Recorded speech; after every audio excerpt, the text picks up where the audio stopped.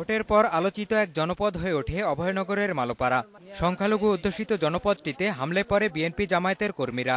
হামলার মুখে গ্রামবাসীর এলাকা ছাড়ার দৃশ্য আলোড়ন তোলে সারা দেশে। এরপর নির্যাতিতদের সহায়তায় এগিয়ে আসে বিভিন্ন সংগঠন, এগিয়ে আসে সরকারও। আর এর বদৌলতে বদলে গেছে পুরো মালোপাড়া। ওই আস্তে ফাস্তে বলে এটা ওটা বলে যে পাল্টি কি কোনোদিন খাবে না, দিন কি এইভাবে যাবে। এখনো তারা আমাদের সাথে নজরে এমনি করে। আমাদের গ্রামের যে মায়ের গুতন বা ঘরবাড়ি জ্বালায় পুড়াই দিল, ভেঙে চুড়ে দিল, দাবড়ায় নদী পার করে দিল, সে সমস্ত নেতৃবৃন্দ আমাদের এখন কোনো খোঁজ খবর নেয় না। সেদিনের সেই বিভীষিকাময় পরিস্থিতি অবশ্য ভুলতে পারেনি মালোপাড়াবাসী। বিএনপি জামায়াত কর্মীদের নিষেধাজ্ঞা উপেক্ষা করে ভোটকেন্দ্রে যাওয়ায় তাদের উপর হামলাকারীদের বিচার হয়নি এক বছরেও। 5ই জানুয়ারির কথা মনে পড়লে আমাদের মনটা আটকে ওঠে। আমাদের বাচ্চারা, মেয়ে ছেলেরা, এরা সেই উদ্বেগ উত্তেজনার মধ্যে দিন কাটায়।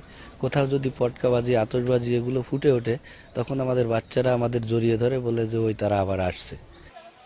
সোমবার আদালতে অভিযোগপত্র জমা দিয়েছে পুলিশ। এতে 100 জনের নাম এসেছে বলে জানানো হয়েছে।